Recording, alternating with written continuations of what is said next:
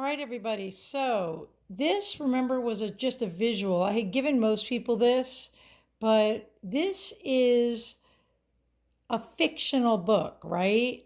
But this is actually New York, where the setting of most of the book is, okay? So in chapter one, which you're just going to read for this week, Nick, the narrator, moves from the Midwest to the East, okay? One of the biggest themes is social class. Now, Nick, he's in the upper middle class. His father owns a very successful hardware store, and he moves east to New York to kind of get into the financial business. He just got back from World War One. Okay.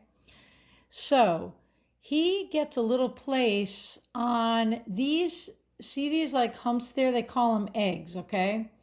Nick's lives in like a little shack, a bungalow, um, and ultimately he finds out that Gadsby lives next door.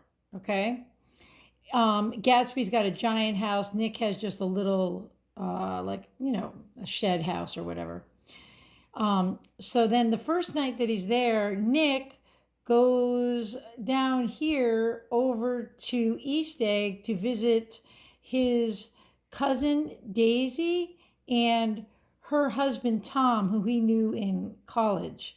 And Daisy's friend is there too. Her name is Jordan, and she is a golf professional. Okay. The West Egg and East Egg are very different because the West Egg is composed mostly of people with new money, as opposed to East Egg has people with old money. Okay? Old money is people that have inherited their money. They are wildly wealthy, more wealthy than people on West Egg. They've never had to worry about money. They've never had to work. Okay? People over here are like celebrities. Anybody that made their money and they just got their money. And they tend to, West Egg, be a lot more flashy. Like when people just make money, they drive a flashier car, they live in a flashier house. Whereas these people, they would be, for instance, like the Kennedys or the Hiltons.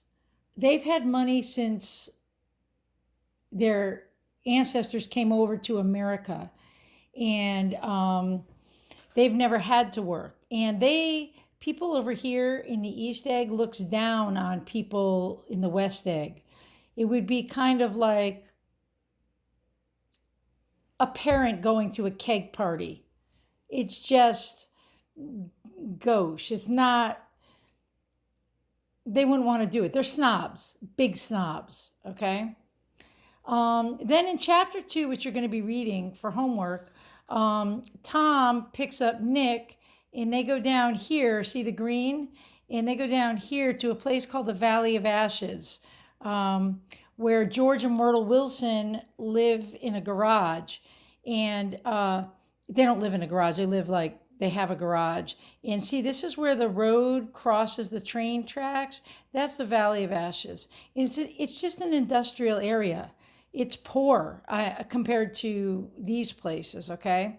And there is a billboard of some eyes, Dr. T.J. Eckelberg's eyes. It's just like an oculist billboard, and it's a symbol in the book, and I'll tell you about it more later.